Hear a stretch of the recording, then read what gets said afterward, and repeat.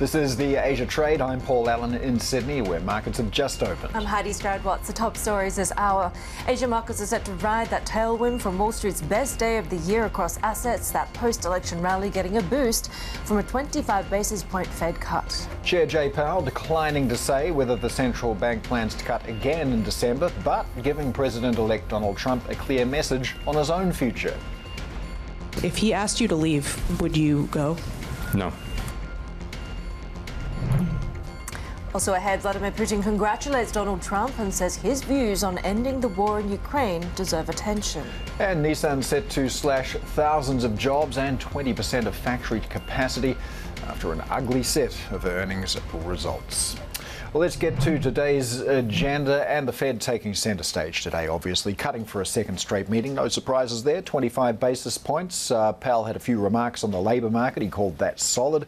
Says we're on the way to achieving employment and inflation goals as well, roughly in balance, although the economic outlook is kind of uncertain. But it was really around the political scene that we were looking for commentary, right? And understandably, he was quite guarded.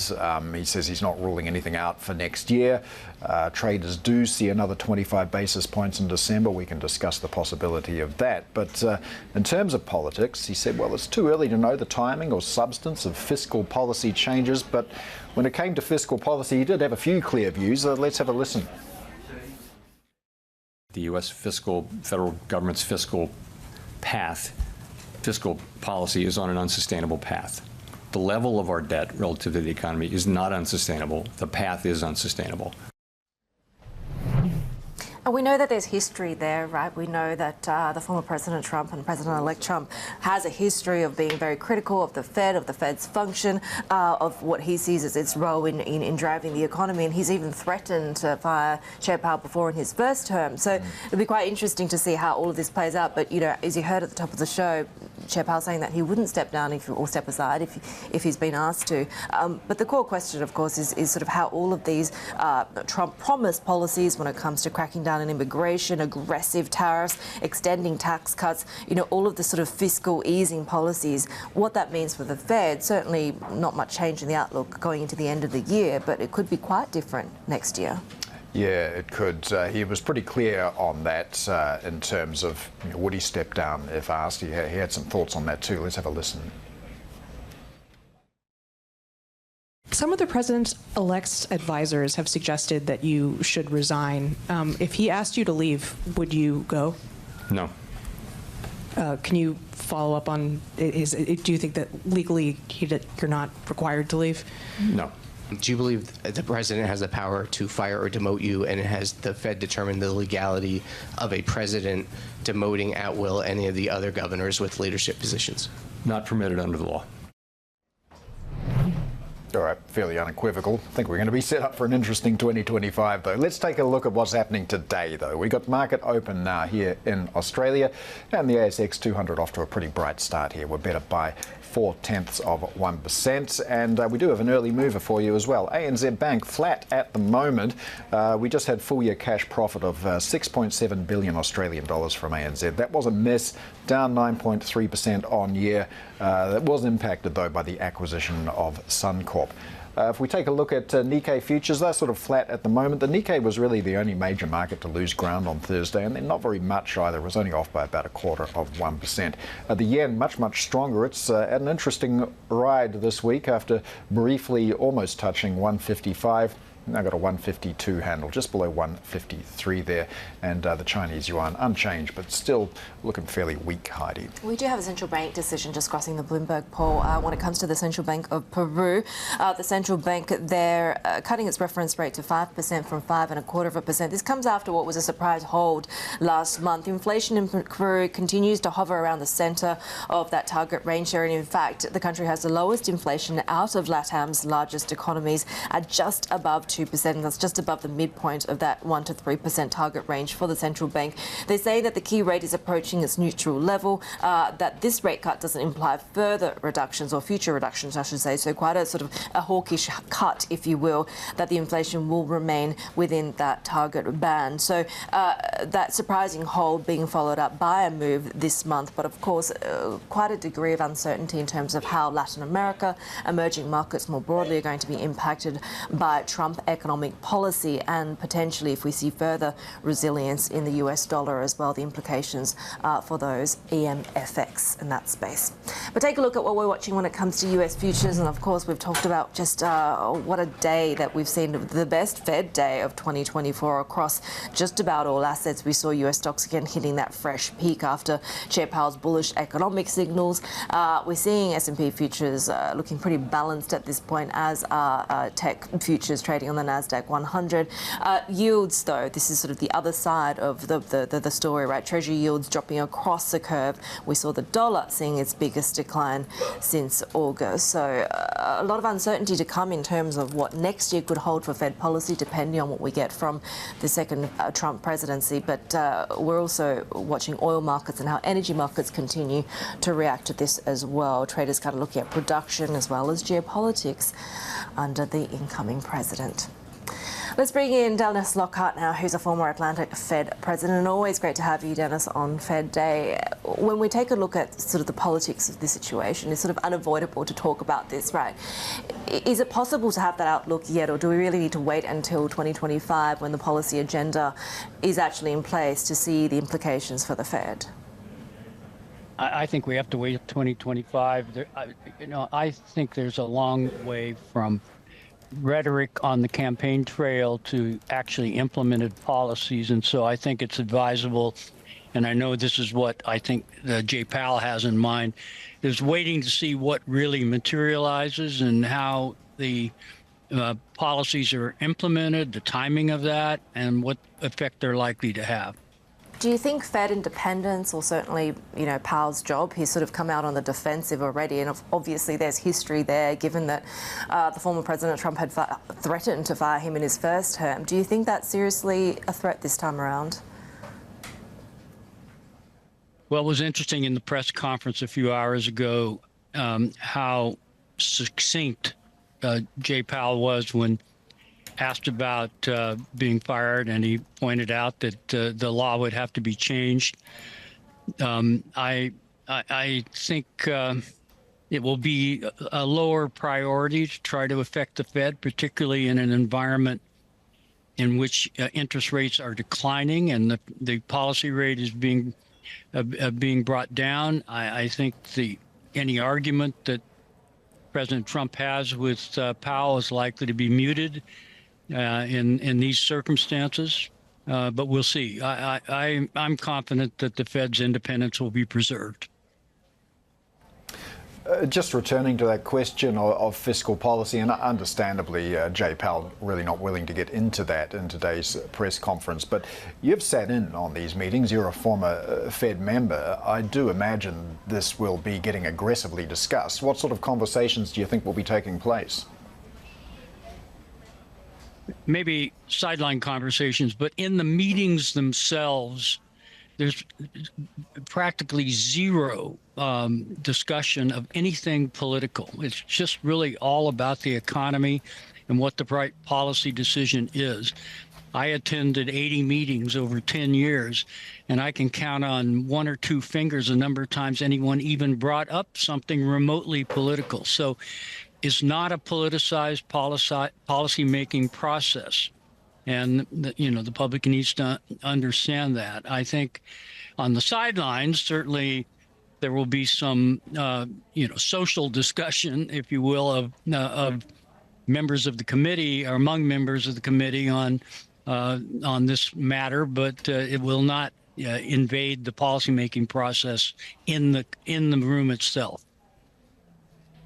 Well, getting back to a purely economic question then, how about inflation risk in 2025 and the path ahead for the Fed? Because if we take a look at this chart on the Bloomberg terminal, we do see that we've seen traders trim their bets a little bit in terms of pricing for the future path of cuts. So what's your view on inflation in 2025 and how the Fed responds? At the moment, you'd have to, I think, agree with Chairman Powell and the committee that the inflation outlook is for a decline in inflation. One thing that concerns me a little bit is the core PCE inflation at 2.7% and not having moved for the last 3 or 4 months does suggest that there could be some stickiness to inflation, and that may give pause at some point. Many other indicators are coming down, and as Jay Powell mentioned in the press conference, they're looking at shorter duration cuts of inflation, such as the 3-month or the 6-month or even the 1-month. They are all positive and showing decline in the rate of inflation. So, you know, I think the base case is plausible and probably is what will happen, but we could see some stickiness and conceivably some effect of trade policy if implemented. I don't want to sort of harp on the political aspect, but obviously one of the drivers of this election result was how Americans broadly felt about the economic outlook and how their families and households were doing under this economic outlook. I do wonder, we talk a lot about consumer strength, household strength, and, you know, we heard in this statement from Fed Chair Powell that wages are still sort of a little bit higher than what you'd see consistent with 2% inflation. Is there a bifurcation or, you know, perhaps layers to this economy that is clearly affecting parts of this population more than others? Yes, very definitely. The lower income cohort in the economy are feeling the effects of higher prices, the result of earlier inflation. Prices have gone up, but they have not declined. So for them, that's inflation, even if in a technical sense, inflation is a rate of change. It's not necessarily the level of prices. So I think that had an impact on the voters, and I think certainly people with tight family budgets, and that's much of America really, are still nonplussed by the high prices they see when they go shopping. And, you know, that's affecting, you know, more than, I would say at least half the population in some way. All right, Dennis Lockhart, former Atlanta Fed president. Thanks, as always. We're really grateful for your insights. Coming up on the Asia Trade, the Hinrich Foundation joins us to look at how Donald Trump's re-election will impact global trade flows. StashAway joins us with their market playbook after the elections and the Fed cut. Plus, we talk expectations for Chinese fiscal measures with Societe Generale. This is Bloomberg.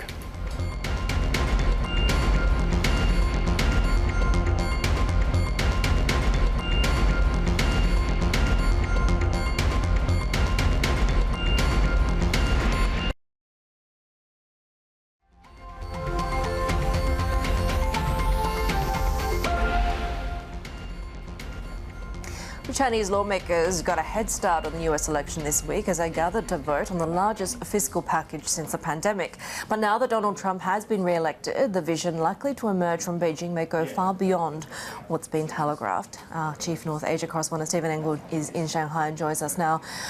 So we've been asking this kind of question as to whether what we've seen so far has been whatever it takes, right? How much dry powder is left for Beijing now that Trump has been elected? Yeah, first of all, what a week this has been, right? The election on Tuesday, and then, of course, the Fed decision, and then now what the markets out here have been really waiting for, and that is how large and what is going to be the scope of any kind of fiscal package that the National People's Congress Standing Committee in Beijing is going to be voting on or already has voted on behind closed doors. We're going to get details of whatever they announce sometime today. Hopefully we'll get some sort of comments as well to see what their priorities right now. We do know, according to Xinhua on Monday, that they had been debating and talking about essentially a debt swap and raising the debt ceiling, perhaps, obviously, to alleviate the fiscal burden that is on the local governments that have, in some estimations, a combined upwards of $8 trillion worth of off-balance sheet hidden debt. So that's one thing that's been on their agenda. But the other thing that the markets have been looking for, obviously, is fiscal stimulus, perhaps even in the form of housing rescue, in some form, also a bank recapitalization, and also measures essentially to boost consumer demand. All of this is intensified as well with the election, of course, on Tuesday, Wednesday, our time, of Donald Trump and his pledge, at least on the campaign trail, to raise tariffs on Chinese-made products into the United States by upwards of 60%. Now, we've got a number of different economists' projections on what that would mean to a staggering Chinese economy and whether that would take off some of the, the heat that we've already seen a little bit. October numbers in trade were really good. Housing numbers are starting to look good. Manufacturing picked up in October for the first time in 6 months. But are they going to lose that momentum without further stimulus? That is the big question. So we see Macquarie and Standard Chartered economists project China's GDP, Haidi, could suffer a hit by as much as 2% over 12 months following the implementation of that high of a tariff increase from a Trump administration. Macquarie, though, they also tempered that a little bit, saying essentially Donald Trump, the negotiator, might be able to talk with China, bring that down. Probably the more realistic increase would be about 10 to 20% increase, but still another tax on China's efforts to get their economy going again. So is there anything we can say that we're likely to hear specifically out of Beijing today? And is that going to be enough to counteract the impact of potential tariffs? Yeah, well, that's the big question. And that's another reason why don't get your hopes up too much today that there's going to be this gigantic bazooka number of fiscal stimulus coming from Beijing, because the consensus is, or there is some thought that perhaps they're going to wait a little bit, see if and what those size of those tariff increases from Donald Trump might be. And keep in mind as well, there are a couple of other key meetings on the docket, on the agenda, coming up next month in December. Essentially, you have the Central Work meeting in December. You have the Politburo of the Communist Party also meeting in December. Generally, those are, precursors to what's going to be discussed at the National People's Congress in March. But still, there is room and time for Beijing to digest what possibly is coming down the pike and to also adjust other things. Look, China's already been adjusting since the previous Trump trade war 1.0 in 2018, 2019. They found other markets for their products, which also, by the way, found re-export into the United States. Donald Trump, there's a lot of question about whether he's going to impose those tariffs across the world. That would potentially close the re-export loophole. So again, there's a lot of moving parts here with Donald Trump coming into the White House, coming in January, and what kind of stimulus, how large, and the breadth of it coming from Beijing. So much to discuss on this busy Friday. All right, Chief North Asia correspondent Stephen Engel there. Well, Donald Trump says he's not yet spoken with Vladimir Putin after his election win, but does plan a conversation with the Russian president. Putin, meanwhile, says that Trump's proposals on ending the Ukraine war deserve attention. I do not want to comment now on what was said consciously during the election campaign. I think it was said deliberately in the fight for votes. But it does not matter. What was said in the desire to restore relations with Russia to help end the Ukrainian crisis, in my opinion, seems to deserve at least attention. I would like to take this opportunity to congratulate him on his election as President of the United States of America. Well,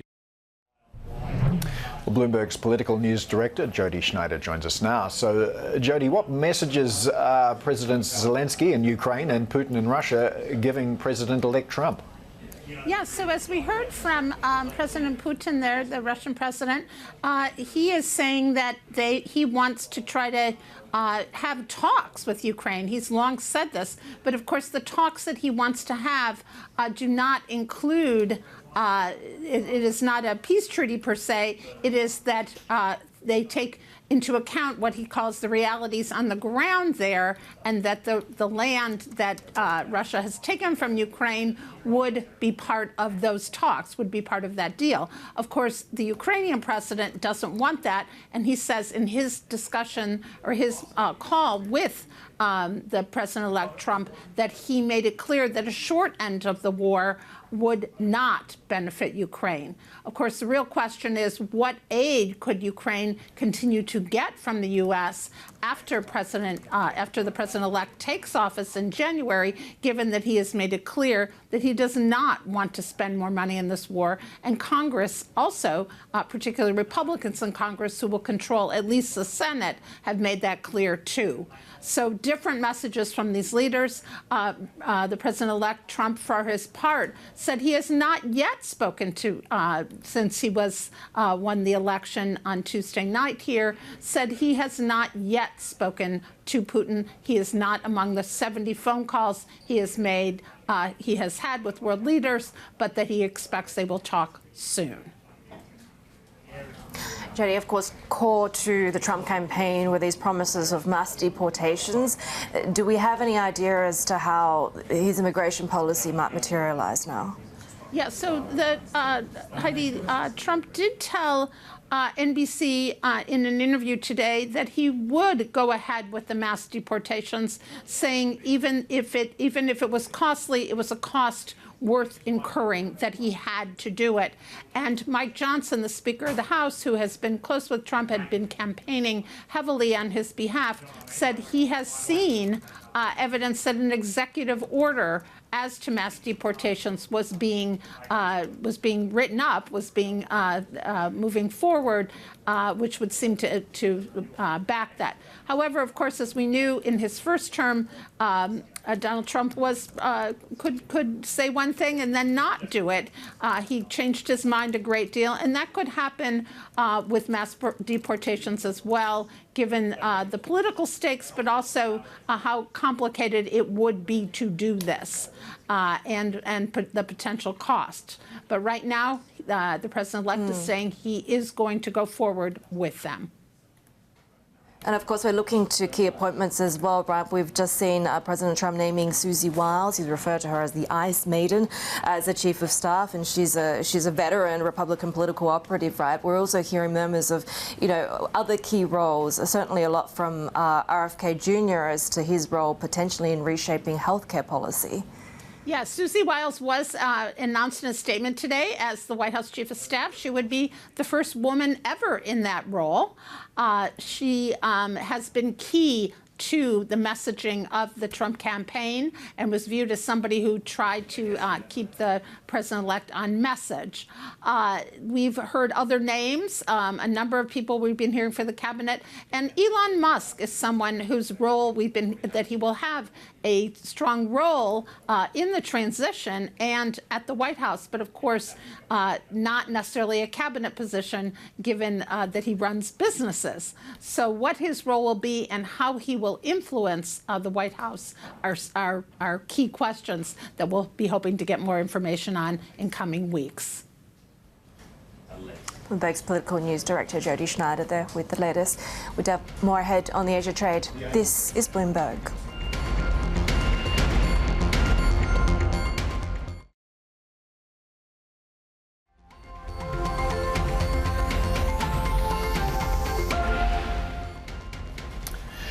Let's take a look at ANZ, one of the so-called Big Four banks in Australia, now falling by more than 1%. Full-year cash profit was out a little bit earlier, 6.7 billion Aussie dollars. That's about 4.3 billion US dollars. That was a miss. Also down 9.3% on year. The dividend was also cut, 83 cents a share, down from 96 a year earlier. Intense home lending composition weighing here, also impacted by the acquisition of Suncorp. So ANZ slipping in the early going. We have more ahead on the Asia trade. This is Bloomberg.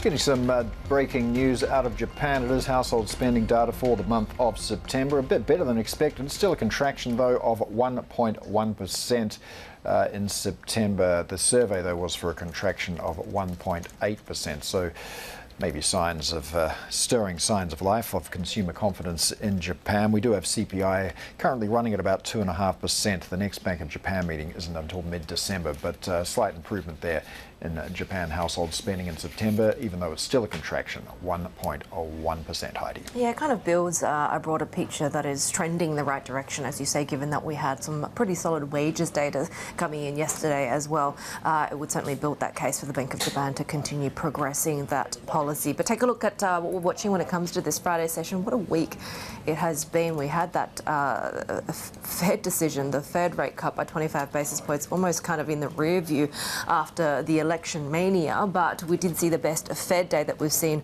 all year.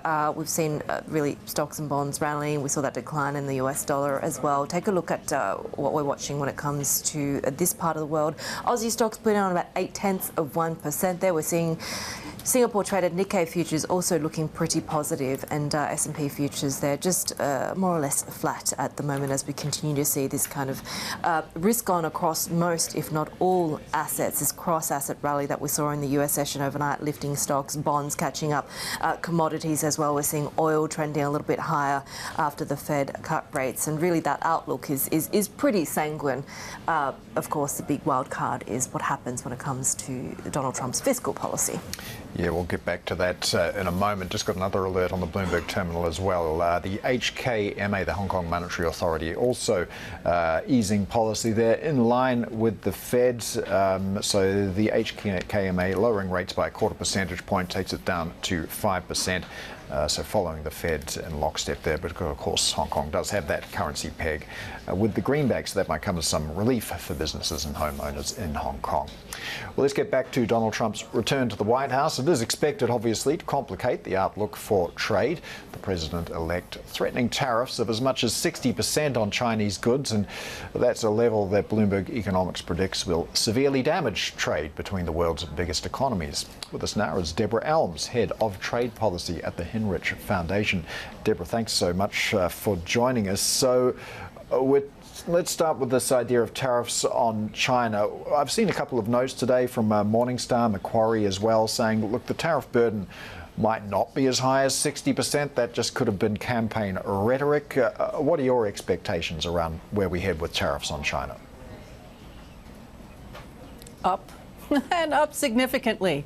I don't think this is one of those areas, trade in general and tariffs in particular, where we can think there's a gap between what he said and what he will actually do. I think one of the signature issues for Donald Trump is that tariff is the most beautiful word in the English language, and he intends to use this tool wherever possible. And if he's threatened over 60%, but I would expect 60% tariffs to arrive in very rapid order on most or all Chinese imports into the United States, and tariff escalation on the rest of the planet. Not at the level of 60%, but you know, he's threatened tariffs for a whole lot of reasons. He will implement them.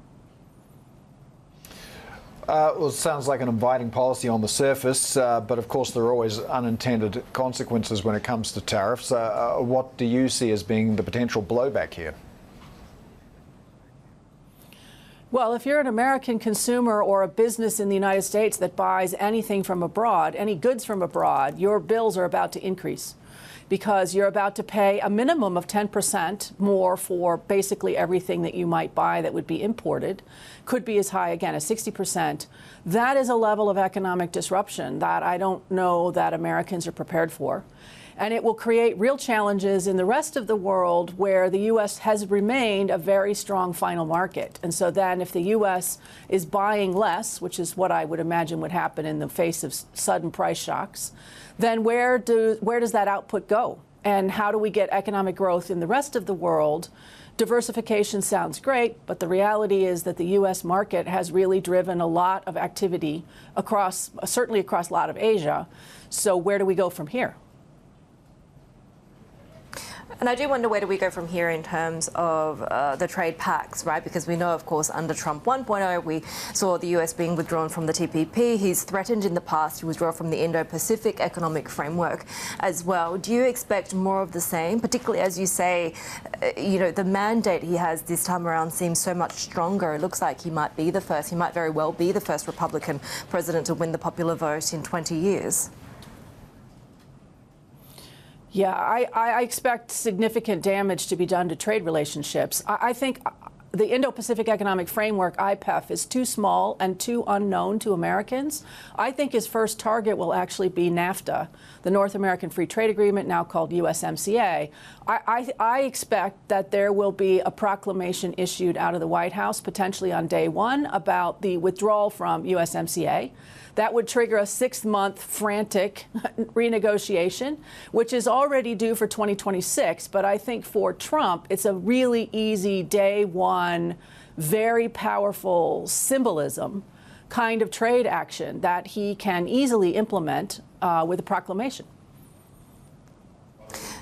You've mentioned and written about the fact that you think that tariffs are just only the first part, right? What do you see in Project 2025, if it comes to fruition or not? What do you see in that document that, tells you about the more important economic priorities and trade priorities that might be at play here?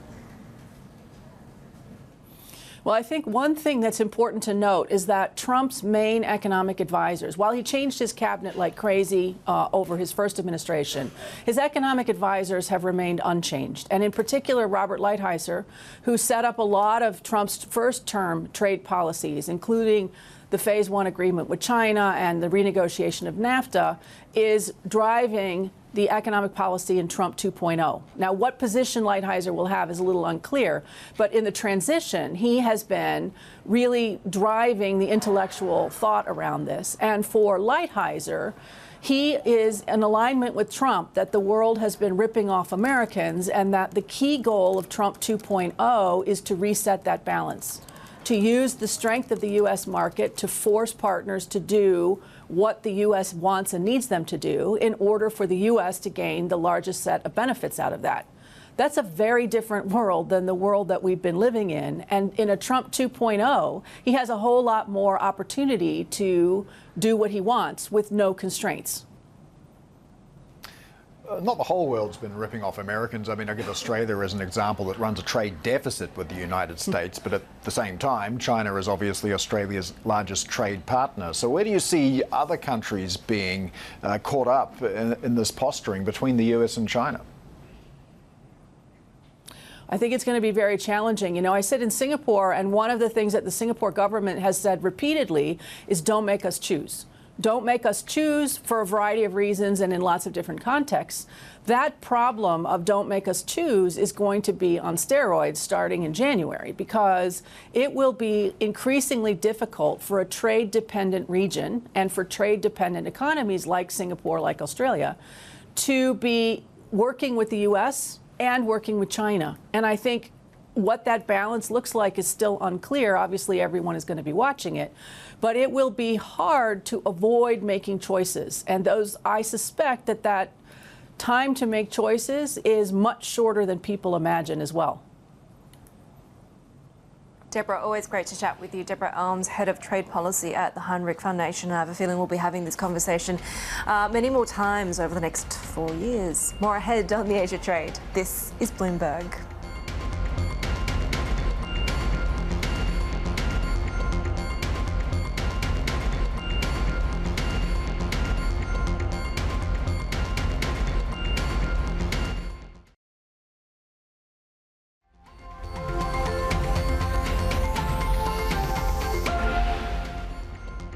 I think they're still going to cut again in December.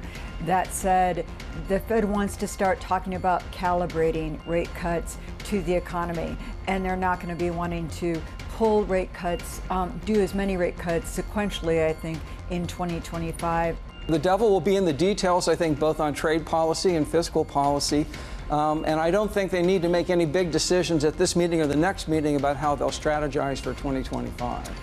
How do you get from here to there? Yeah. It could be a number of quarters. You've got to preserve the economy in some sort of steady state.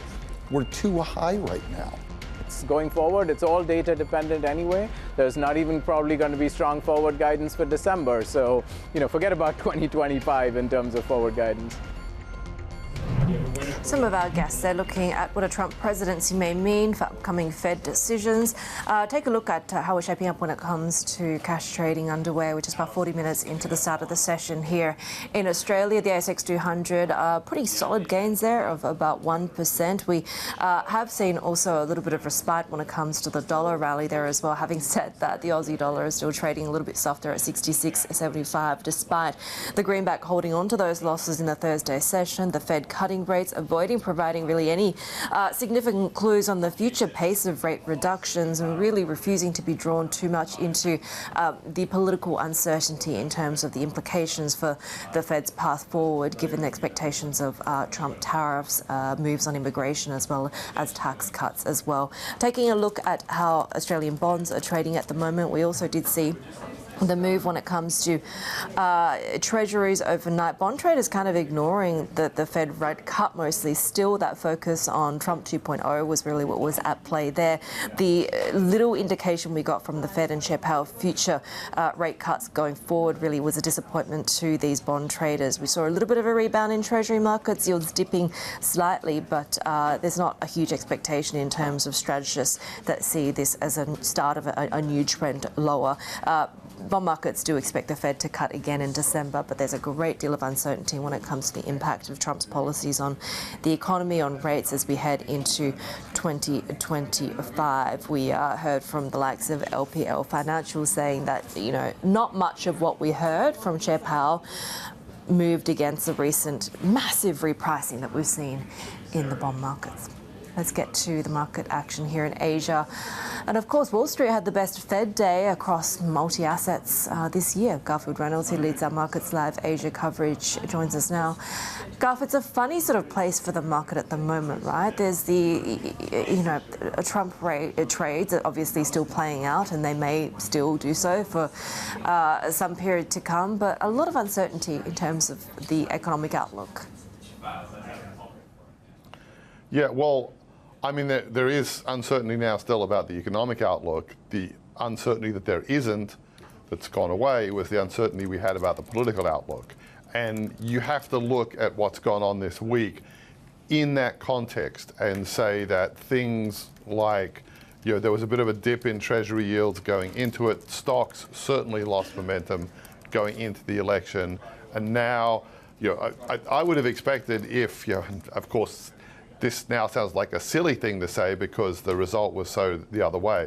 But if the Democrats had won, probably you wouldn't have seen as strong a gain in the stock market, but you almost certainly would have seen gains provided there was an uncontested, clear result. And that's what we've got. Traders were taking money off the table or keeping some off the table going into the election. Now they know what's coming, and they're free to bid stock prices up. In particular, bonds reacted strongly on the day with yields rising. It was understandable there'd be some pullback. I do think the Fed helped with that pullback by sounding reassuring that they're sticking with their current path. But if you look at the trend in yields, that, as you were saying, that strong uptrend in yields as we'd had a repricing in the expectations for Fed rate cuts, that is remaining in place. Swaps traders are still looking at 75 basis points of cuts probably next year, after another 25 basis points probably this year. So a lot of that is back to where we were before the election. Garfield, we've seen some very heavy volumes in Golden Dragon China ETFs overnight as well, and in terms of knowing what's coming, Chinese policymakers do as well. What can we expect to see from not just policymakers but also market reaction in China today?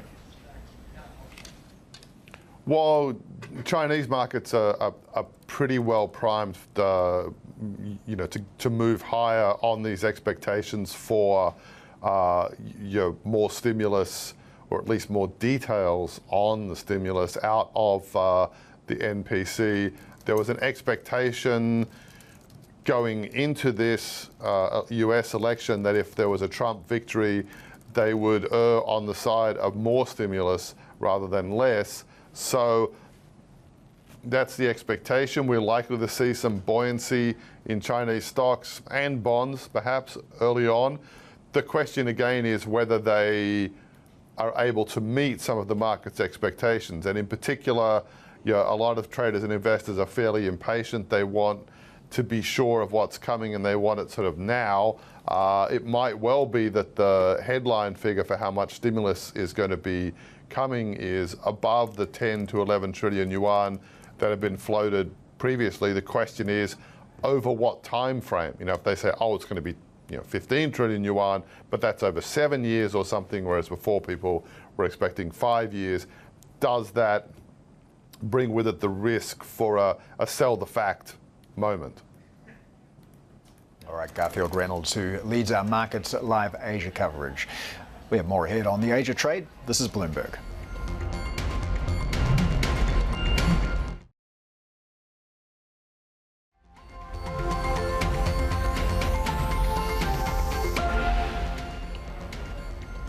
Nissan says it will cut 9,000 jobs and reduce manufacturing capacity by 1/5 as the Japanese automaker struggles with plummeting sales and profits.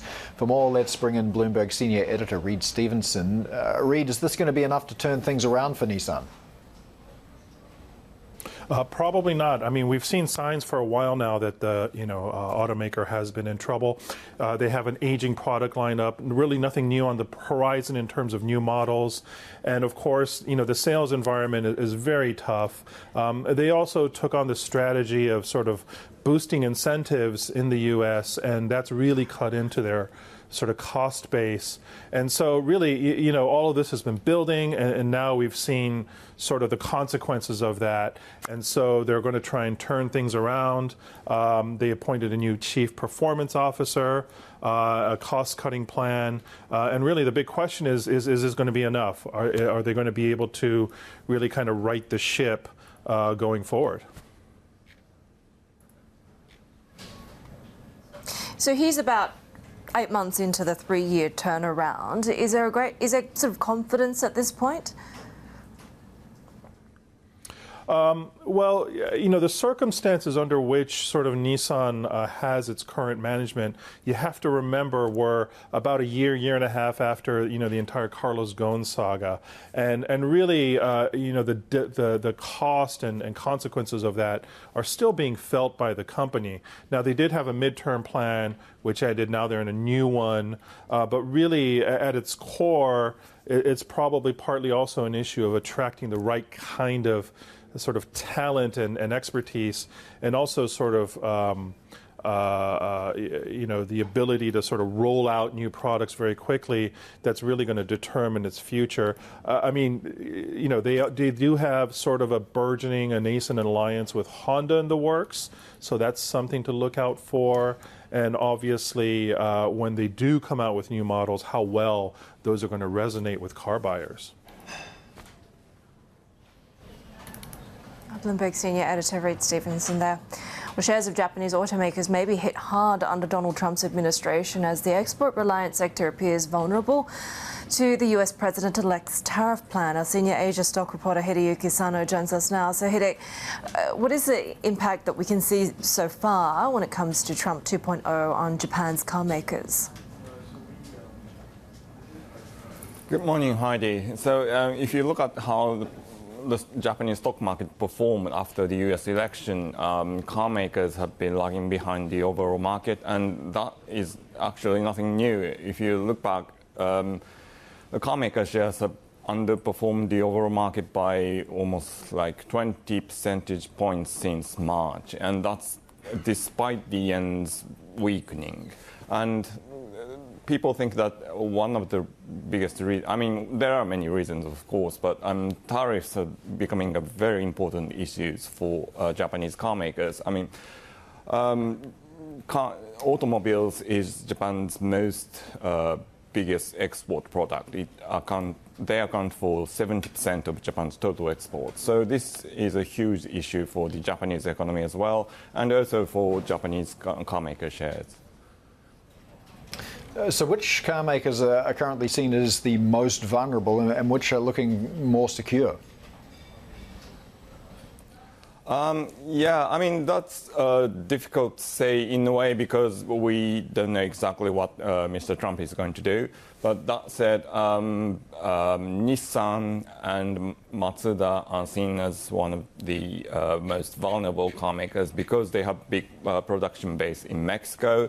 And so if Trump is going to go ahead with the punitive tariffs on cars produced in Mexico, then that's going to hit those companies hard. On the other hand, Honda has a relatively high sort of production in the U.S., so that makes it less. That means Honda might be better placed, but on the other hand, Honda is relying on U.S. markets as well. So in that sense, some companies that have less exposure to the U.S. markets, such as Suzuki, might be better off. But there are lots of uncertainties at the moment.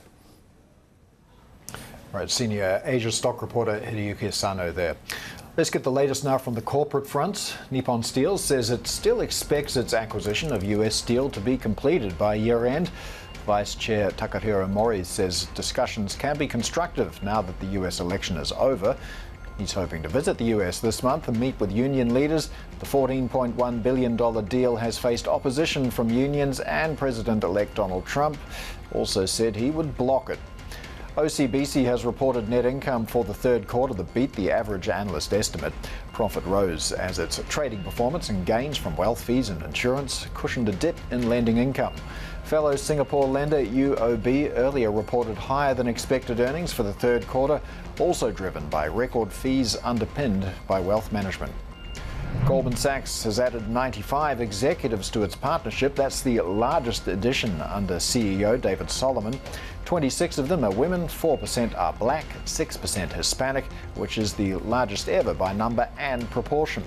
The partnership now consists of more than 400 executives, which is less than 1% of Goldman's workforce. Airbnb's third quarter bookings and adjusted earnings have beat expectations. The company says it's particularly encouraged by the recovery of the outbound China business. Airbnb gave a strong outlook, seeing an acceleration in key metrics, with the growth rate likely to exceed the 8.5% achieved in the third quarter. All right, stay with us. We do have market opens in Seoul and Tokyo coming up next. This is Bloomberg.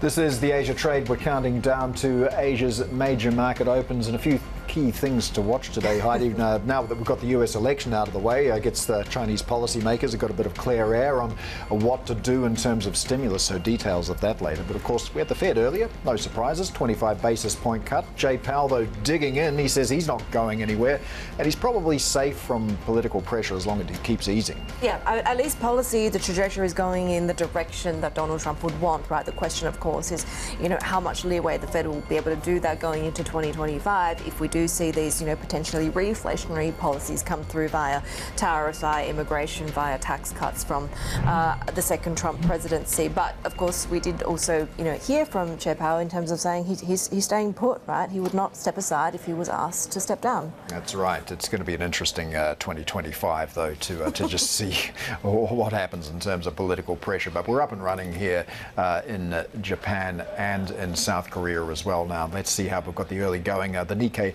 better by 1% in the early going. The Nikkei was one of the few indexes yesterday that actually lost ground, but it's recovering some of that today. We've got a slightly stronger yen, 153.14. That's been moving around to quite a lot this week. We did have household spending data out of Japan a little bit earlier for the month of September. Just to recap that for you, it did contract by 1.1% again, but that was an improvement on what we saw in August, and it was also better than the market was expecting.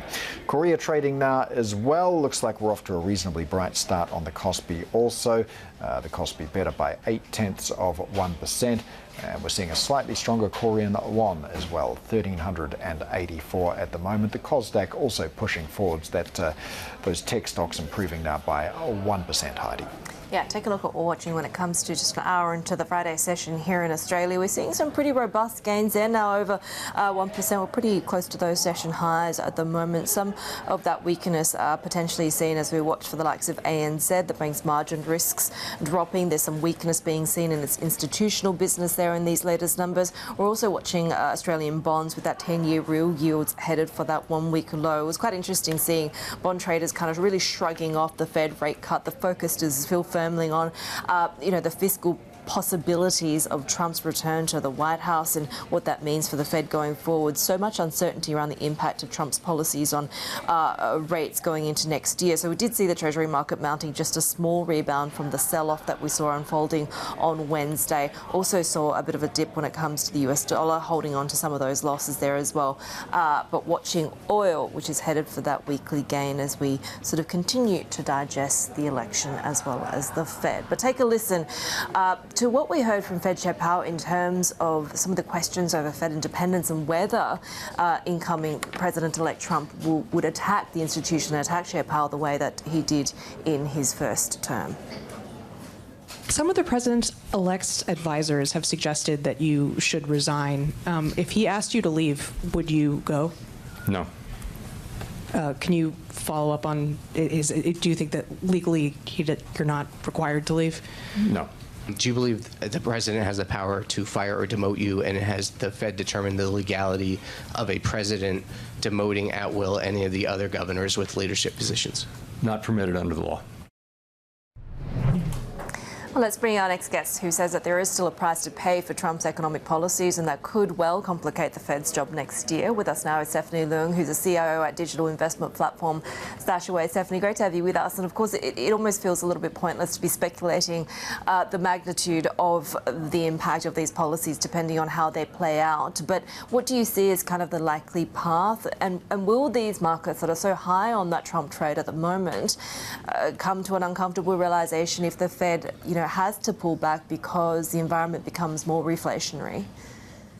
Yeah, thank you for having me. And I think if we kind of roll back a few weeks ago, what we've seen is that, the market has been holding back to some of its gains, this year, because we're seeing kind of weaknesses in the economic front.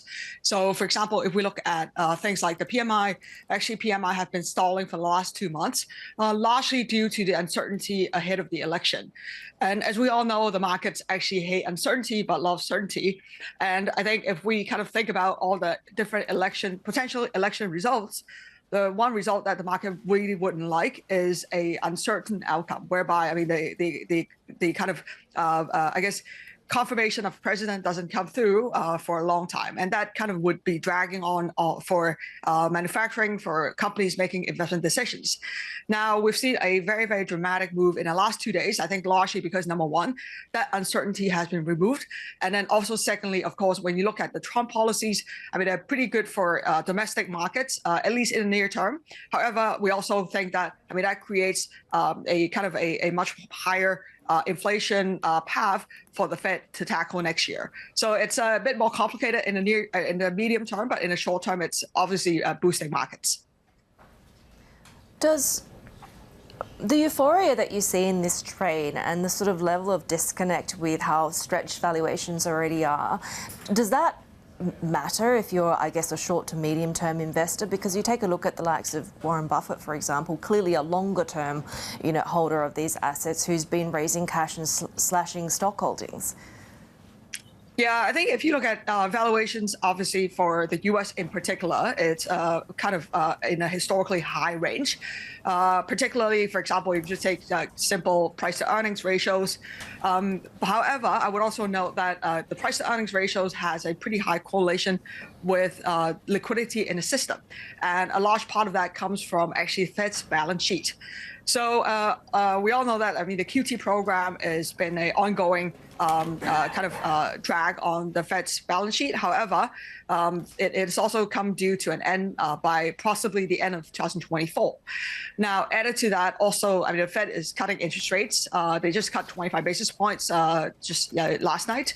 And I think given what we're seeing in Powell's communication and the market's prediction, I mean, they're quite likely to cut another 25 basis points by the end of this year.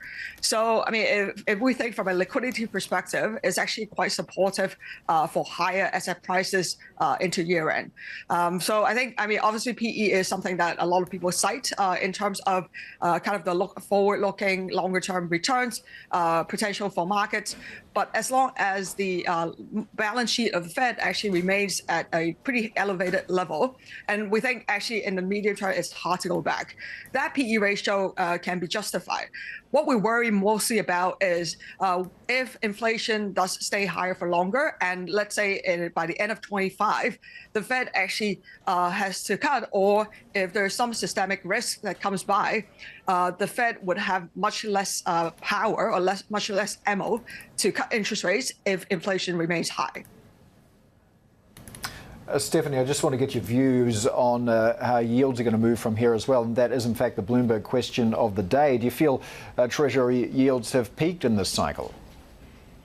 I think if we kind of think back to the 70s, we actually had two cycles. So if we think about kind of the 2022 inflation cycle, yes, I think we have peaked. However, it seems like we're entering another new cycle with the Trump presidency and with all the fiscal budget deficits that are coming in the next 10 years.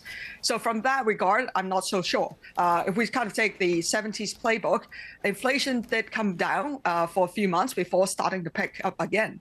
And the trade tariffs, the fiscal deficit, and all the stimulative policies that potentially could come from China, I mean, that could also be quite supportive for higher inflation in the next 12 months. So I think if I look forward to the next 12 to 24 months, I'm not so sure that inflation has peaked. You mentioned China there, and we are, of course, awaiting a bit more detail on stimulus. And in the meantime, I'd point out this chart on the Bloomberg as well. We've got options traders retaining their bullish exposure to large cap stocks in China. What's your expectation around where we go in terms of Chinese assets from here? Yeah, I think when we look at Chinese assets, basically there are two main drivers. The first one is, of course, the export and global industrial landscape. From that front, in the past 2-3 months, it has been quite muted. However, as I mentioned, with the Trump presidency now firmly in place, we think that companies will start to spend on their capex plans again. And that could boost actually global industrial cycle, which is beneficial for China. On the other side, China is doing quite a bit to stimulate its domestic economy. And I think, of course, the Trump tariffs is still a wild card. However, if I look at the current tariff kind of outlook versus his last term in 2016, I think there's a bit more certainty, right? Number one is that of course, we've been through it before. The Chinese government has been through it before, and they have a list of tools that they can do, they can deploy if Trump does come out with a 60% tariff.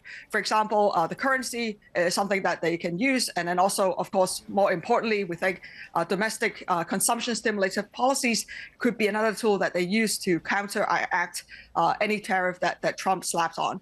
Lastly, I think if you look at the cabinet of the Trump administration this time around, we don't have people like Navarro, who is very, very much kind of set on imposing tariffs. Instead, if we look at who is kind of, I guess Trump calling a star, is guys like Elon Musk, who is a businessman who has a lot of businesses in China.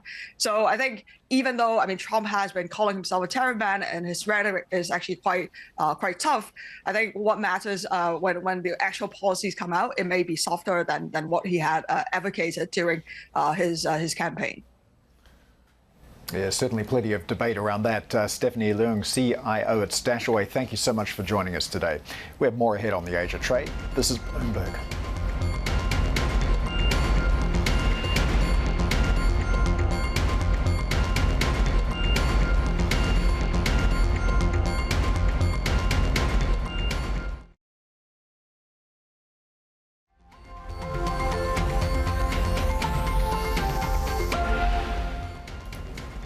Take a look at what we're watching when it comes to currencies, and the yen at the moment hovering at that 153.23 level there. We did discover that Japan intervened twice last quarter to bring the yen below that 160 level, twice in July, spending 5.54 trillion yen to prop up the yen, I should say, and we've seen that weakening again, being that risk following Trump's US presidential election victory. Japanese authorities may yet intervene again to support the currency, but that dollar-yen dip from this week's high unlikely to be the end of that upward path. We're also watching dollar-China at the moment as well, of course, with Beijing setting the fix at the weakest since 2023 this week. Well, Chinese lawmakers getting a head start on the US election this week as they gathered to vote on the largest fiscal package since the pandemic. But now that Donald Trump has been re-elected, the vision likely to emerge from Beijing may go far beyond what's been telegraphed. Our chief North Asia correspondent Steve Nangle is in Shanghai and joins us now. So a lot at stake, even prior to this election result, when it comes to expectations for the stimulus package, but even more so now. I was just going to say that exact same thing, Heidi, because, of course, the market's been anticipating some sort of fiscal number, as well as, of course, the Xinhua news agency telegraphed on Monday that they're already negotiating throughout this week or debating ahead of a vote on this debt swap program to essentially approve raising the government debt ceiling so they can facilitate this swap program that, we've heard a number of different estimates from, economists, could be anywhere between 6 to 10 trillion yuan. That's more than $1 trillion US dollars. But some estimates put the actual amount of off-balance sheet liabilities at the local level upwards of more than $8 trillion. So that's a major issue, obviously. But on the other side of that is what other kind of fiscal stimulus in a hard number are we going to get for to essentially boost consumer demand, to potentially help exporters as well, given the prospect of higher tariffs from the United States going down the road. Also, perhaps for some housing stability funds and then bank recapitalization. So there's a lot of moving parts here, and you need the National People's Congress Standing Committee to essentially vote and approve that. That's, of course, China's legislature. If you're going to raise the debt ceiling and if you're going to have these extra budget, fiscal spending outlays, you need to have the legislature's approval. So that's what we're waiting for. But we're also tempering some of that by the likes of Macquarie and others saying, look, they might take their time to essentially find that final number because they need to kind of digest what does the Trump administration and the promise of 60% tariffs across the board mean. I mean, Trump negotiated back in 2018, 2019 for the first round of the trade war, and it ended up being essentially a 19% tax or tariff on the Chinese. So there is potentially room to negotiate. So we'll have to see as this unfolds. Trump's not even in the White House yet. Yeah, so in terms of specifics, what are we likely to hear out of Beijing today? And how effective is it going to be to counteract these unknowns from a Trump administration? Well, clearly we'll get something on the debt swap program, but also what kind of fiscal spending are we going to get? Standard Charter's Ding Xuan expects China to widen the official budget deficit for 2025 to 4.8 trillion yuan. That's about 3.5% of GDP. And also predicts that Trump victory, and again, that specter of potential increase of tariffs, likely means the fiscal package could be 2 trillion yuan more than earlier thought. So that's an interesting thing. That he actually puts a number to that. But again, keep in mind, trade for China has been a strong point. We just got those export numbers for October yesterday on the back of that first round of stimulus that came in late September. We saw exports up 12.7%. Imports were down 2.3%, widening the trade surplus of China to the third highest monthly total on record. So that's going to potentially add trade friction. But if the numbers come down because of the tariffs, that basically takes the rug out from underneath one of the main pillars of this very, very unsteady recovery in China. All right, Chief North Asia correspondent Stephen Engel there. Well, China's October inflation data is due out on Saturday, and it's expected to reflect an economy that's still struggling. Let's bring in our China correspondent, Min Lo. So, Min, what are we expecting from these numbers? Yeah, overall, still not a rosy picture. We are expecting the consumer price index staying flat at 0.4%, same as the previous month, although we're likely to get a boost in that number because of the Golden Week, the October holidays that has likely pushed up transportation costs. But this will likely be the 20th straight month that consumer price inflation is still below 1%. But producers' price index, that is where we are seeing deflation likely easing to 2.5%. Versus 2.8% the previous month, thanks to a rise in commodity costs. But again, as Steve said earlier, we had seen a few small green shoots so far, the home prices, the PMI data. So all eyes will be on whether the inflation data this month also shows us that the economy could be bottoming out, and some of the early stimulus back in late September is having an impact on the economy. We've seen Chinese stocks really breaking out of recent trading ranges, right? And turnover volumes have been pretty hefty as well. What are the expectations in terms of how sustainable this is? Yeah, we're seeing pretty strong performance on the Chinese stock markets last night. If you look at the Hang Seng, it is set for the first weekly gain in 5 weeks, and the CSI as well closed at the highest level in about a month. And overnight, if you look at the US ETFs tracking these Chinese stocks, the KWEB is jumping 5%. And if you look at the weekly ratio in terms of buying and selling strength, it looks like we could be just at the beginning of a longer running rally. And of course, we are looking forward to the NPC Standing Committee meeting that is set to conclude today. Those economic stimulus will likely move markets. But again, there's still a lot of uncertainty as to the size of that stimulus. And so there's still a lot of possible volatility ahead. But it looks like overall sentiment is quite favorable towards Chinese markets right now. Bloomberg's China correspondent Min Lo there. We're going to talk a bit more about these expectations when it comes to Chinese fiscal stimulus, whether that picture changes now with Trump headed back to the White House. SocGen's Michelle Lam will be joining us for that conversation a little bit later, Paul. Let's check in on how shares of Nissan are doing. Not well is the short answer. We're off by 8.4%. Now, Nissan has said it's going to cut 9,000 jobs, reduce manufacturing capacity by 20%, and this is as it tries to deal with struggling sales and profits. Net income fell 94% in the first half, and it expects operating income to keep on dropping 70% this fiscal year. So the plan is not just to cut the workforce and manufacturing capacity, but also to sell off part of its stake of Mitsubishi Motors as well, and lowering its revenue outlook there by 9%, expecting virtually no growth for the year. CEO Uchida says meeting our sales goals will be a challenge. Yes, indeed. More ahead on the Age of Trade. This is Bloomberg.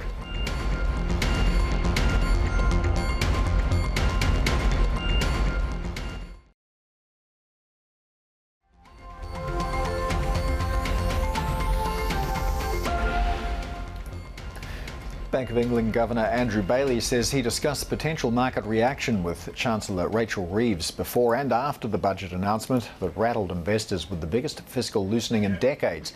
He spoke to Bloomberg after the BOE cut interest rates by a quarter point to 4.75%. There are a lot of uncertainties out there, both in the world and there's domestic uncertainties as well. So we've emphasised the word gradual again because we're going to have to take account of how those uncertainties play through. I'm not really in a position, any of us are in a position to say, well, gradual means every so often. That is not a judgment that we make. But it's a judgment that the markets are making. So if you take away any major shocks, does it seem right? Well, I think the markets have made that judgment. I think it's a reasonable reflection of the forecast that we've published today, by the way, but which is, by the way, conditioned on the market curve. So it's a reasonable sort of reflection of that judgment that we think inflation is going to come back to target sustainably within the sort of horizon that we look at. Governor, the Chancellor said she spoke to you at the IMF, also about the budget and some of the things that were coming up. Did you warn her of market volatility or what the market would do? Well, we talked at the IMF about, I think the Chancellor said, we talked about the IMF about her evolving thinking about the budget and her evolving thinking about the fiscal rules. We have, I mean, by the way, we have a very regular dialogue. I'm on my 6th Chancellor since I was appointed, 5th since I started, and with all of them, we have a very regular dialogue, so Chancellor and I do that. So we talked in Washington about her evolving thinking about the budget, about the fiscal rules. And I think the Chancellor said, we talked last week about markets. She asked me for my assessment of markets. The Bank of England is, we provide the Treasury with our assessment because it's obviously something that we're very close to. I'm very, very open and willing to provide that assessment. So yes, we talked through the assessment of markets. So, but this was before the event. So was the market reaction expected on your side? Well, both before and during, actually. So look, I think that if you go back to the beginning of last week, our assessment of sterling rates markets was that at the shorter end they were sort of positioned long for interest rates to go down further than was expected. I think that obviously changed during the week. It wasn't surprising to me, therefore, that there was a closing out of positions, and probably stop orders were being hit. That closing out needed to take place. I think it took place in an orderly fashion. We weren't seeing disorder in the markets. And by the way, I think by Friday afternoon post non-farm payrolls, the dominating event in markets was expectation of the US election, not the UK budget. Do you think the Chancellor was expecting markets to behave that way? Well, I think this was obviously a big budget, as the Chancellor herself said. So I think it's reasonable to expect that markets will respond to it. I mean, they knew some of things. They didn't know, they didn't know the precise form of it until it was delivered by the Chancellor in Parliament. So I think it was entirely appropriate to have some reaction in markets. But the point is, it's been an orderly reaction. That's markets move. We should expect markets to move. It's only when they become disorderly that we should be concerned in that sense. Governor, I know you're very reluctant to talk, what possible trade wars or tariffs from the U.S.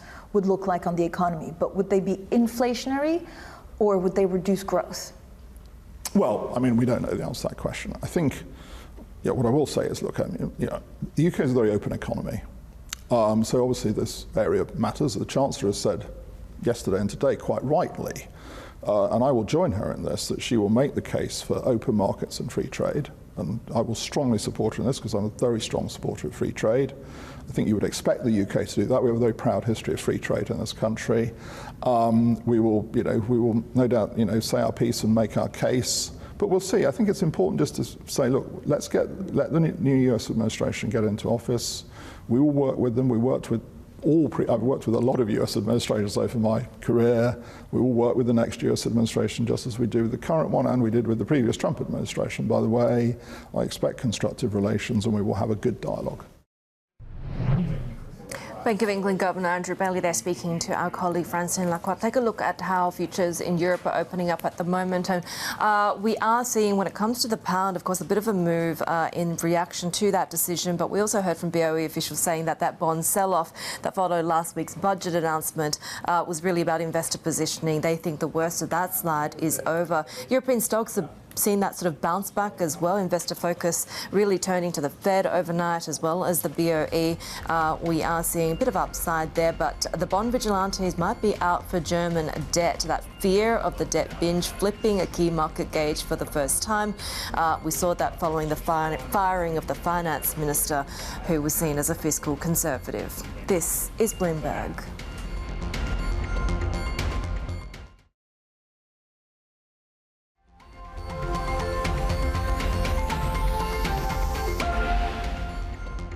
Recent indicators suggest that economic activity has continued to expand at a solid pace. We got one inflation report, which it wasn't terrible, but it was a little higher than expected. We're in the process of recalibrating from a fairly restrictive level at 5.33%. After today's move, we're down 75 basis points, and we're asking ourselves, is that where we need to be? We're in the process, as I mentioned, of moving policy down, our stance down over time to more neutral level. And as a general matter, as we move ahead, we are prepared to adjust our assessments of the appropriate pace and destination as the outlook evolves.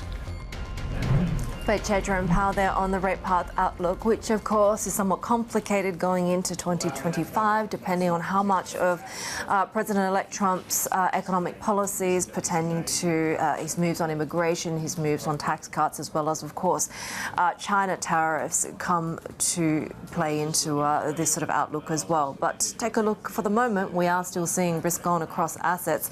Following that best Fed day of 2024 in the Wall Street session, we're seeing the Nikkei 225 put in about 0.7%, some stronger gains there when it comes to trading in Korean stocks. And here in Australia, the ASX 200 up by over 1%. We saw the S&P 500 and the Nasdaq 100 setting fresh peaks. That index of global equities also reaching a record. Treasuries also rallied. We see really the dollar hanging on to most of that weakness as well, Paul. ARM shares gained in New York after second quarter earnings and revenue beat estimates, and despite a third quarter forecast that fell short. The chip designer's CEO, Rene Haas, told us tailwinds will continue to drive AI and semiconductor growth. We are very happy about the quarter we just reported, exceeded the high end of the guidance, and our royalties were at a record number. And to your question, you know, one of the things that we have seen a huge benefit from with our technology going forward has been our version 9, which commands a much higher royalty rate than we have in the past. And what that allows us to do is not exactly track the market from a unit standpoint. One of the proof points of that, unit sales for smartphones were up 4% in the last quarter. Our royalties were up 40%. So you can get a sense that you're seeing a very big difference. That's really driven by two factors. One is version 9, as I said, which commands a higher royalty rate. And second, we're just seeing more ARM technology inside these smartphones, particularly the premium segment, which also commands a higher royalty. Rene, a lot of investors and people that I speak to in the world of technology think you're great. You're a great CEO, and you've been embarked on this sort of journey for profit and margin. But is there a ceiling to that? Like, at some point, how do you keep driving those levers? Are you sort of very pricing dependent at this point? I don't think so. You know, the market that we're addressing is very, very large. And one of the things that has made it even larger has been all things AI. And if you think about what ARM does, we do compute, we do the CPU, every digital device has one. And the fact that you're running all these AI workloads on devices that are already running different applications that they had to in the past, that drives a need for more and more compute capacity, which ending up with ARM. So as a result, we're very, very fortunate to have some tailwinds from a technology standpoint driving our growth. So as far as the ceiling, I don't think about it quite that way. But I do think where we are is a market where we just can't get enough compute capacity for all these workloads that are going to be running on every device in your home or your business. Meanwhile, though, perhaps some of the tension around compute and AI has been whether China's going to, quote unquote, beat out the United States, and that suddenly comes into a closer focus, particularly with the results of the US election. Does any of that concern you, particularly around the trade and embroilment and whether that curtails the industry going forward? Yeah, a little hard to say, Caroline, relative to what could happen from perspective of tariffs, et cetera, et cetera. I think the one thing that I'm happy about post the election on Tuesday is that here we are on Thursday morning, and we have a result. We're not debating about what might happen or could happen or should happen. We at least have a result behind us, which is good for business. It's good for the country. Now, going forward, we'll just have to see what goes forward in terms of the things you mentioned. The China business for us has been very resilient and very strong, both in data center and phones, as we've talked about, but also in the automobile sector. So regarding your question, we'll just have to wait and see. That's ARM CEO Rene Haas speaking there to Bloomberg's Ed Ludlow and Caroline Hyde. Let's take a look at how chip stocks are tracking in Asia at the moment. ARM did also say that it does expect a tentative comeback in demand for high-end smartphones, and certainly in terms of Samsung Electronics, seeing some modest gains there as well. We're also hearing rumours that Samsung could be gearing up for the launch of its Galaxy Ring 2. SK Hynix also performing strongly, better by 2% right now. Tokyo Electron also in positive territory, seeing a little bit of a sell-off for Renesas, though off by 1.3%. Well, President-elect Trump's re-election also puts the spotlight on the ongoing tech war between the US and China. Bloomberg Originals takes a look at why he may be facing a losing tech battle with Beijing. It's official. Donald Trump has been elected President of the United States. Donald Trump's first presidency gave Washington a playbook of hardline tactics for preventing China from overtaking the U.S. as the world's dominant economic and technological power. Trump introduced punitive tariffs on China, as well as trying to rebalance the trade deficit to try and contain China's economic rise, as well as trying to contain its military might. To me, the most beautiful word in the dictionary is tariff. Trump is focused on raising tariffs to prevent China from shipping many of their goods into the United States that perhaps are subsidized by the government. And his campaign for re-election left no doubt that his ambition for American supremacy was still his North Star. We will hire American, buy American, build American, grow American, and show the whole world that the American dream is back. But after 4 years out of the Oval Office, Trump is returning to face an emboldened, savvier China, and one the U.S. may already be losing its battle to contain. They've been very aggressive in applying for patents that they think are going to help them develop domestic industries that are critical to their future. Ultimately, there is this idea that trade always gets through. And that's sort of what we see when we think about the EV industry in China.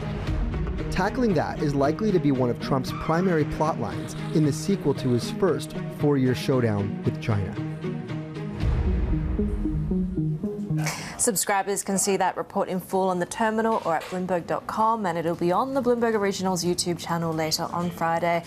And of course, tariffs are top of mind, right? There's obviously a big gap between, what people are expecting, potentially speculating, what President Trump can come through with. But I guess the worst case scenario, we know that, how strong this mandate appears to be, the fact that he looks like the first Republican leader to win the popular vote in, 20 years.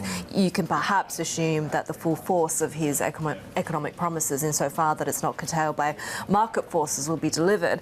We're seeing already indications that there are some companies in the US already kind of preparing and warning of the impact of price hikes. Steve Madden, for example, accelerating their plans to shift their production out of China on account of these potential tariffs. They're aiming to reduce goods made in China by 40% within the next year, up from a prior target of 10%. Other consumer companies, Whirlpool, Oil Drive Corp, also preparing for these potential tariffs. And we spoke to Deborah Elms earlier about just the impact on households and how that's going to come across as higher prices in a reflationary environment. Well, exactly. And President Trump calls tariffs the most beautiful word in the English language, or third most beautiful at least. But of course, they have unintended consequences. And I was looking around for a word in English that means unintended consequences. I couldn't find one. And of course, Germany has one. Of course. Yes, it's Schlimmwasserung. I'm going to try and bring that into popular usage. Schlimmwasserung means an intended improvement that has the opposite effect. So you're talking about Steve Madden there.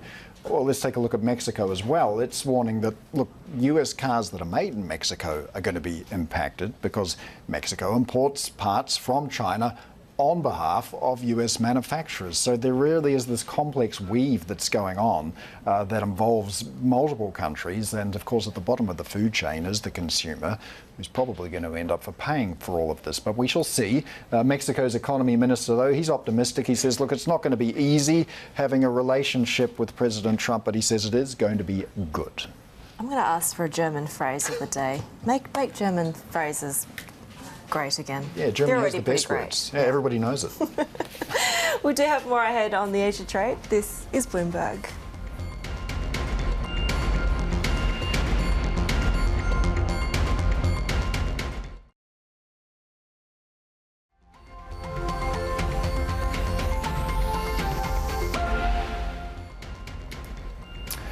Let's take a look at the performance of the Chinese yuan as we await details of the stimulus package. We've seen quite a bit of weakening over the past 3 days, hovering around that 7.15 level at the moment.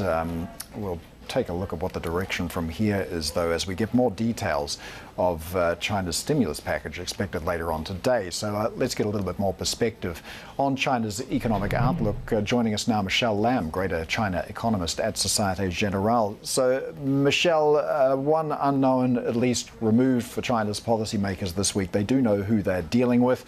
One imagines they probably had a package of ideas on the shelf ready to go for this eventuality. So, in terms of the stimulus package likely to get approved of today, how do you see the contents of that reflecting the realities of a second Trump presidency? So for today's stimulus package, I think the local government debt restructuring will be the key part of the program. So there have already been a lot of speculations, and I think that we should expect maybe around 6 to 10 trillion of debt swap increase in the local government debt limits to replace the implicit debt issued from the local government financing vehicles we've seen over the years. And on top of that, we'll probably have some stimulus announcement regarding the consumption package. I think, there's a bit of uncertainty whether that could be announced ahead of the US election. But now that we see the outcome of that with the tariff risk actually increasing for China, I think the chance of that being announced has also increased. And also beside that, there could also be some announcements of special LGBs issuance regarding the support of the property markets. So if we look at the two major forces here, on the one hand, potential US tariffs, on the other, Chinese stimulus, which of these is going to be greater in terms of forecasting China's growth prospects for the coming year?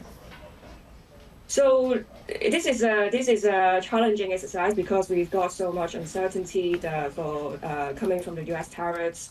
The starting point is that whether we could really see an increase of 60% tariff coming from Trump, and I think it is highly unlikely given the potential inflation consequence that would have for the U.S. economy. And remember that actually in the U.S.-China trade war in 2018, they only applied tariffs on selected goods of $250 billion and isolate the rest because of the potential inflation consequence. And it's actually quite difficult for the U.S. companies to substitute away from Chinese goods to the other producers. So I think maybe to begin with, we could be seeing maybe some smaller increase in tariff, talking probably about maybe 15 to 20%, and I think that's more reasonable. And if that is the case, then I think that would produce a GDP impact for China of around 0.8 percentage point, which I think it is reasonable to expect that the policymakers could step up stimulus to completely offset that. But if we're talking about the 60% tariff all in one go, all at once, then we're talking about this gigantic 2.5 or even 3 percentage points of a GDP shock to China, then that would be quite difficult for the policymakers to completely offset that. So it may be that Beijing needs more of a prolonged defence rather than just a supersized stimulus package, right? If this is something that is going to play out over the next 4 years, how much policy space does Beijing have and will need to save?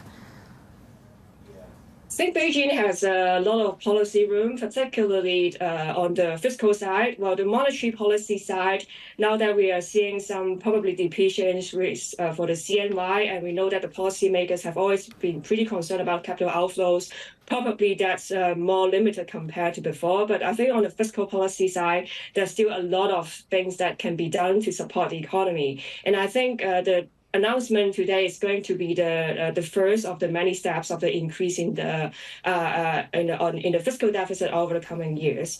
But I think right now the most important priority for the policymakers is really to stabilize the property prices, which I think they have so many attempts over the last 2 years, and I think based on the recent data we've seen in the fourth-tier cities, probably the chance of a property price stabilization is rising over the course of next year. And if that is the case, we're talking about the consumer confidence could be stabilizing or even recovering, and that could help the consumers to reduce the excess household savings. And we could also get some improvement in the consumption for the next year. So to me, I think that's the most important element. Yeah, we have seen that economic surprise index turning positive, right? And you spoke a little bit about household sentiment and confidence. Are you optimistic that some of the animal spirits will return? So much of that really is reliant on what happens with the property sector. So it is not easy for that to come back all of a sudden, but I think we're seeing some early signs of that happening. And even at the beginning, I think we're talking about things stop deteriorating For example, for the property prices, it's dropped from the peak of over 20%, and before people are concerned whether they should buy, because if they buy property now, the prices could fall even further. But if we talk about the prices could stabilize from here onwards, and people are less concerned about the continued price decline, then I think it could be starting to have some incremental positive impact of the overall confidence, and that could channel to consumption.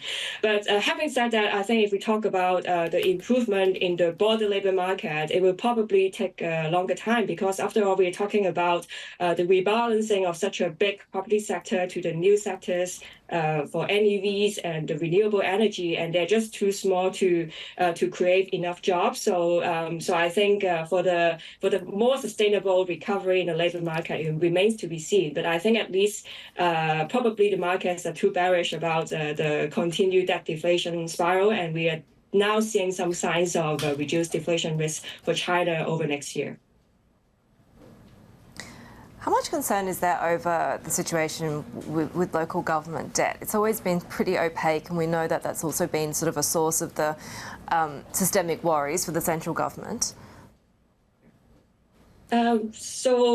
Actually, resolving the local government fiscal debt has been on the agenda for a long time, and in particular this year, we're really seeing an immense fiscal drag from the local government debt problem on the overall economy. Because, for example, if you look at infrastructure investments, despite that they've been increasing the special CGB issuance last year and this year, we're actually not seeing a dramatic rebound because of the local government debt problem.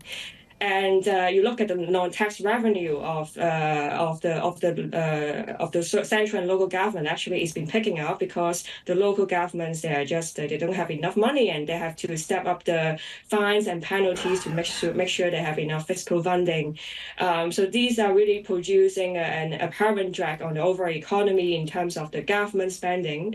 For example, in the March budget, the government is expecting the overall spending to pick up by 8% this year, but so far we've only seen zero progress on that front. So these things are these problems are really urgent and really need to be addressed.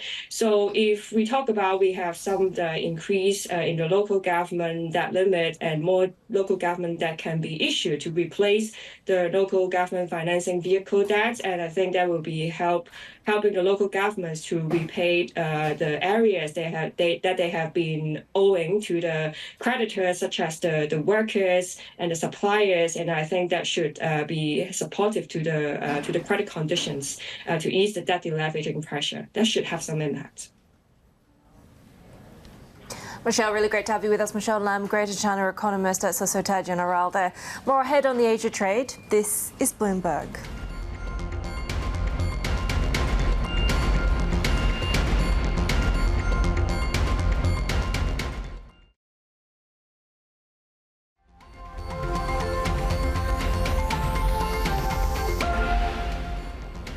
The head of HSBC's new global wholesale banking division says planned job cuts will be done in a thoughtful manner. Michael Roberts also gave us an update on the lender's ongoing restructuring. Firstly, it starts with the premise that we already have strong results. Our strategy is not changing. We're very, very comfortable with our strategy. So this is not a strategic change in the least. What this really tries to do, man, is to simplify the organization. We're big, we're complex, we operate in 60 countries, and historically we've tried to simplify. We've never really gotten to the level we should. So this is really about trying to simplify the organization, delayering it where we can, and really looking at what our strengths are as a firm. In the main, we're a very large wholesale bank. In fact, this creates one of the largest wholesale banks in the world. So putting it all together, what we want to do is to bring our various coverage organizations together. We have a very large commercial bank. We have a large corporate bank. We have an investment bank. That will all be put together. We've already done that in 39 different markets, if you suggested. LATAM we did recently. It's worked quite well because we take uncertainty out of it. We take layers, we take differences of strategy. And we're one strategy, one go-to-market approach in a much more simplified context. To get investment bankers and commercial bankers to play together to make money for the institution, is it going to involve a scale of rethinking about bonus remuneration? If you want to create one team, one dream, That is a hard thing to do on remuneration. Yeah, and that is clearly one of the objectives. That's clearly one of the challenges, is to really create the one dream, one team. We've done it in the past. Clearly, we've done it in those 39 countries. I actually think this simplifies it, because if you have one coverage organization, you have an investment bank, you have a markets operation, you have our transactional banking operations, all running side by side to a very large, now much more harmonized coverage organization. But will you change the remuneration structure? Do you think there's going to be a radical overhaul of your remuneration structure? No, not really. I think it's already exists today. They already work quite well together. We don't really need to, because it actually works today. We think it can work better by simplifying and give people a very clear direction. Look, George has cut down. He talked about an inevitability of job cuts. Yes. Look at the executive board. I mean, he sliced that from 18 to 12. Yeah. Can I expect a similar cull within the management structures, the layers that you want to take out? Are we going to see that scale of downsizing? Yeah, now, George was very, I think, upfront and frank. There will be job losses. However, our approach is very, very different from what you normally see. We have a strategy. We're not going to change the strategy. We're taking an organizational design and marrying it with the strategy. So we're purposely, doing so in a very thoughtful way. It's a purposely built type of approach. What we don't want to do, and everyone is asked, what's the number? How many headcount are going to be reduced? That will come out of what we're doing today. So what we did not want to do is to come out with a approach that had a headcount number. That means you have to backfill job losses into a number. What we want to do is to create a strategy that fits with our organizational design, and everything else will come out of it. HSBC CEO of Corporate and Institutional Banking, Michael Roberts, there speaking with Manas Krani. We do have an alert just crossing the Bloomberg when it comes to Nomura, and this pertains to the alleged murder attempt by a former Nomura worker. The financial regulator is now urging the bank to examine the cause of an alleged robbery and attempted murder committed by a former Nomura employee, and to formulate measures to prevent similar incidents. The FSA wants the largest brokerage in Japan to thoroughly review this incident. This is reports of a 29-year-old man who was arrested on suspicion of having drugged an elderly customer and his spouse in Hiroshima. This is Bloomberg.